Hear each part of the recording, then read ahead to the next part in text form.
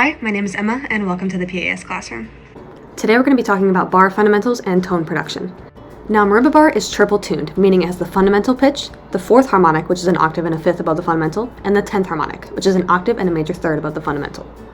This means that hitting the bar will give you different levels of fundamental and harmonic overtones. For example, if I hit in the dead center, I'm going to get the most amount of fundamental and the least amount of harmonic sound. If I go on the very nodal points, I'll get the most amount of harmonics and the least amount of fundamental sound. With those two sounds in mind, it means we have 4 spots in the marimba bar that gives us an equal amount of fundamental and harmonic overtones. This is the 2 edges of the marimba bar in the front and the back, as well as the 2 spots just above and just below the dead center of the bar. Knowing where all of these different overtones lie mean that you can then decide where exactly you want to play in order to get your desired sound quality out of the instrument.